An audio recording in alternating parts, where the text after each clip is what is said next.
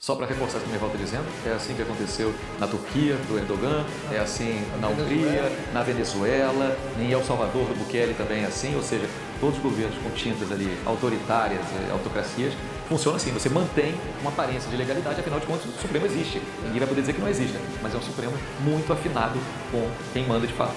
Alô? Alô? Lula, deixa eu te falar Fala, uma querida. coisa. Ah. Seguinte, eu tô mandando o Bessias junto com o papel para a gente ter ele e só usa em caso de necessidade, que é o termo de posse. Aham. Tá? Ah, tá bom, tá bom. Só isso, Alme- você espera tá aí bom. que ele tá indo aí, Tá bom, tô aqui, fica aguardando. tá? Tá bom. Tchau. Tchau, querida. Meu Deus. Aí, pessoal, mais uma vez, o Lula, que havia prometido que não iria indicar companheiros, amigos, né, partidários para serem ministros do STF. Aí ele, mais uma vez, ele está quebrando a promessa dele, né, pela terceira vez, porque ele indicou o Zanin, indicou o Flávio Dino e agora está indicando o Bessias, o garoto de recado da Dilma Rousseff, que atualmente é o ministro da AGU, Advocacia Geral da União. É lamentável, né? O cara está sendo até investigado lá na CPMI do roubo dos aposentados por prevaricação. Ele sabia do que estava acontecendo, dos roubos, e não fez nada. E, além disso, também tentou blindar o sindicato do irmão do Lula, ou seja, cometeu várias irregularidades, né? Teoricamente aí seria um crime essa prevaricação, porque você saber que está acontecendo um crime e não tomar as providências, principalmente se você tem um cargo no nível que ele tem, isso é prevaricação e isso é crime, né? Então ele deveria ser, já se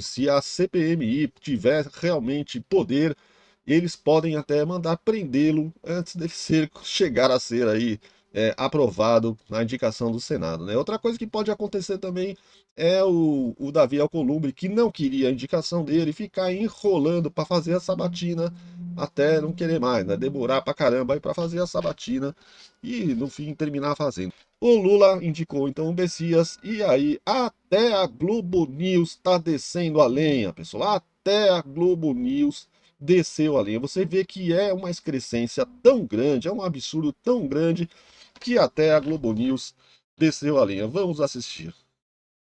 Bate o martelo e escolhe o advogado-geral da União, Jorge Messias, para o Supremo. O anúncio oficial deve sair a qualquer momento. Valdo Cruz, boa tarde para você, em Brasília. Aqui, Valdo, você está aqui? Atrás. Valdo, grande expectativa agora é saber como vai ser esse processo da indicação no Senado Federal. Então, Andréia, boa tarde, assinantes. Feriado iluminado para todos nós. Andréia, Messias está lá no Palácio do Alvorada agora. Não dá para ter um feriado iluminado com uma indicação dessa, né? Fica bem difícil. A nota deve sair daqui a pouco, como você disse. Agora, o governo vai ter que trabalhar muito ali no Senado para garantir a aprovação do advogado-geral da União.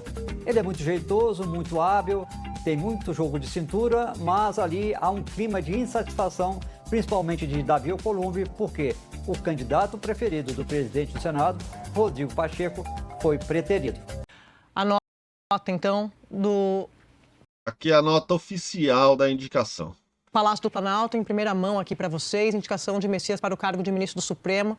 O presidente Lula indicou nesta sexta-feira o nome do advogado-geral da União, Jorge Messias, para o cargo de ministro do Supremo, nessa vaga que foi deixada pelo ex-ministro Luiz Roberto Barroso.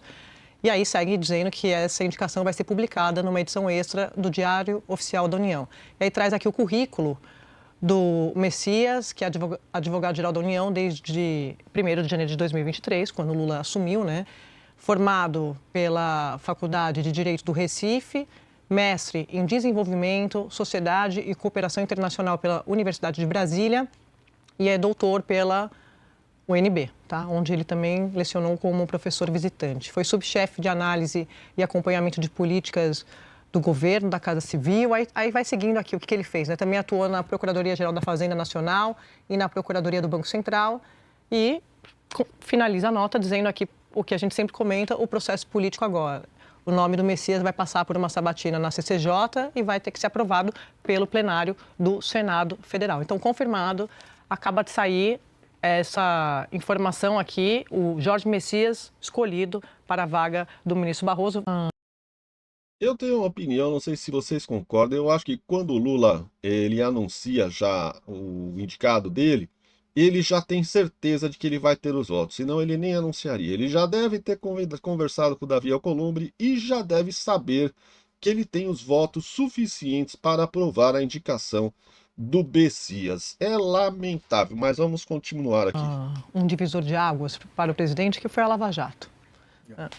Sempre comento aqui que durante a campanha, na verdade a campanha não, o governo de transição, depois que o Lula ganha, no governo Lula 3, deixou muito claro que seria outra forma de fazer indicação para o Supremo, porque ele considera, e deixou isso muito claro para os ministros que compõem a corte, que ele foi para a prisão pelas mãos de muitos daqueles que ele, o PT, eles indicaram, ele e Dilma.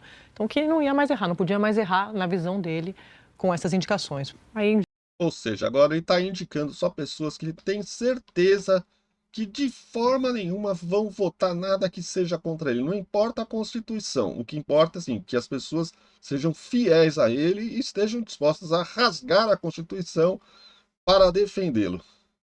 o Zanin, que foi advogado dele nesse processo todo da Lava Jato, depois o ministro Dino, muito leal a ele também, e agora o Jorge Messias nessa vaga, que abriu, porque o ministro Barroso decidiu se aposentar. O presidente Lula não tinha isso no radar. Então, quem conhece muito bem ali o presidente sempre repete isso, que prefere muito mais ter uma estabilidade no Supremo do que esperar para ver o que vai acontecer no Congresso, ou seja, apostar nessa governabilidade, porque tem muita variável. Eu acho que não há dúvida nenhuma que a escolha do presidente Lula tem a ver justamente com esse trauma que ele teve, o pessoal e o partidário, né? Que trauma, meu amigo, que trauma! Ele foi preso porque é ladrão, roubou, foi corrupto, tem nada de trauma. Pessoal, no caso da Lava Jato, com ministros que ele conhecia, com quem ele se relacionava, e que ele se sentiu traído, nunca deixou isso de... coitado! Mas eu queria pensar um pouco aqui para frente. Eu acho que o governo vai ter dificuldades, e no governo, vamos lembrar ao nosso assinante que a última vez que o Senado recusou um indicado do presidente da República para ministro Supremo foi no governo Floriano Peixoto. Nossa Senhora! Sabe-se lá, 1900 e Guaraná de rolha. Século XIX, ou seja, a possibilidade é muito improvável que o Lula, com 40 e tantos por cento de aprovação e 40 e tantos por cento de indicação de voto, seja derrotado. Acho que o Senado vai cobrar o seu preço, vai criar encrenca, vamos... Mas só para lembrar que na indicação do ministro André Mendonça, o Senado, a CCJ, que era presidida pelo Davi Alcolumbre, demorou 5 meses. 5 meses, exatamente. Não, eu não estou dizendo que vai ser simples, estou dizendo que eu acho que ao final... Mas é o mesmo Alcolumbre, né? Que foi derrotado agora. Né? Mas é o mesmo Alcolumbre que venceu no Amapá em relação à questão da margem equatorial do Petrobras. É o mesmo Alcolumbre que tem pelo menos 3 ministros nesse... Esse cara ainda está defendendo um pouco, mas presta atenção porque no final eles vão descer a lenha. Esse governo, vamos recordar, o terceiro agora é o Ministério das Comunicações, vai ter o Ministério da Integração. Esse é o Alcolumbre, né? Eu acho que é um Alcolumbre que tem mais lado e tem outros... já está muito mais integrado dentro do governo Lula do que ele estava no governo Bolsonaro. Eu acho que essa é a questão. Agora, eu queria entender um pouco o perfil que o Messias vai trazer para o Supremo.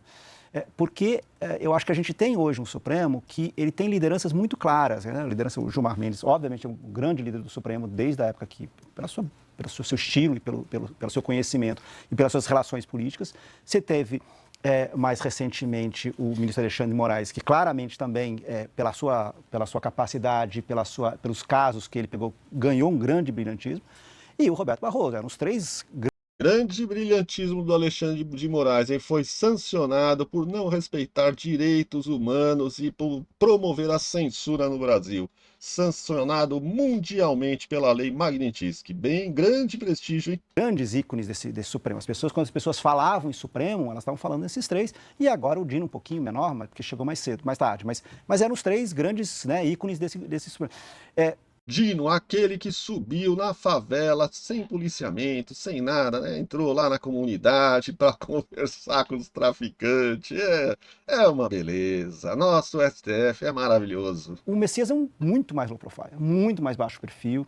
Eu acho que a gente vai ver um ministro muito mais parecido com o Zanin, nesse caso, quer dizer, um ministro que vai ter ali sua atividade, a parte dele é muito mais uma parte fazendária. Eu acho que a gente vai ver muito mais casos que o ministro da Fazenda de plantão vai desejar que ele seja o relator, porque ele é uma pessoa que tem uma experiência nessa questão, ele inclusive se formou, ele é um servidor público da Procuradoria da Fazenda, e menos alguém que vai ser um ministro que vai para o embate, um ministro que vai... Porque o Dino também veio da política. Exatamente. Então, eu acho que você vai ter, assim, eu acho que nesse sentido vai ser um ministro, talvez assim, uma comparação, mais André Mendonça, mais Anin, e muito menos Roberto Barroso, e muito menos Gilmar Mendes, e muito menos Flávio Dino. Fala, meu irmão.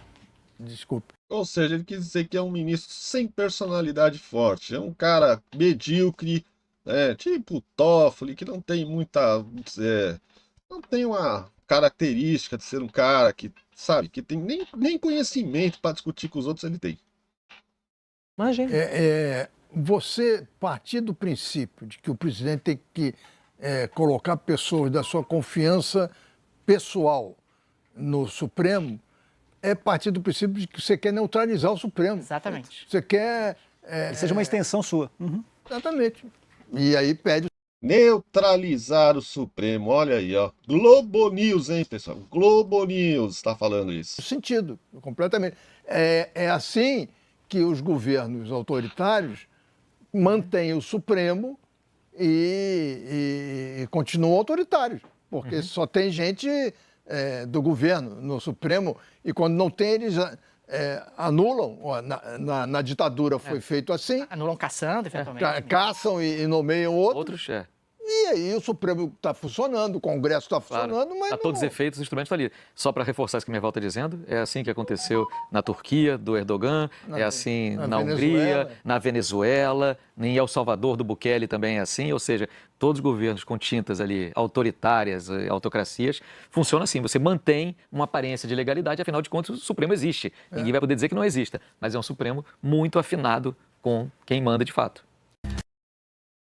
Aí, pessoal, você acabou de escutar, né? Um cara que é um militante do PT, militante do Lula, dizendo que o Supremo brasileiro passou a ser um órgão do governo, um órgão, né, estatal ali que está para defender o governo e não mais para julgar de acordo com a Constituição. É isso que ele acabou de dizer, né? Que o STF está se tornando cada dia mais, cada vez mais, a cada indicação está se tornando cada vez mais alinhado ao governo Lula e está lá para defender o governo Lula, como em todas as ditaduras, em todos os países autoritários, em todos os governos autoritários. É surreal o que nós chegamos no Brasil, né? E foi avisado, todo mundo falou, né? Todo um pessoal de direita falou, olha, cuidado, não vote no Lula, não vote nessa gente, não vote na esquerda, eles querem transformar o Brasil numa ditadura comunista. Foi falado 10 mil vezes, foi avisado que o Lula vinha para se vingar, né? Ele não vinha para fazer democracia, ele não vinha para fazer governo do amor, ele não vinha para fazer coalizão nenhuma, ele vinha para se vingar do Brasil, destruir o Brasil e transformar o Brasil numa Venezuela, numa Cuba. E está fazendo tudo para que isso aconteça. Deixe o seu comentário, deixe o seu like, se inscreva no canal, acione o sininho das notificações e deixe o seu comentário. Muito obrigado por ter assistido o vídeo e até o próximo vídeo. Um grande abraço.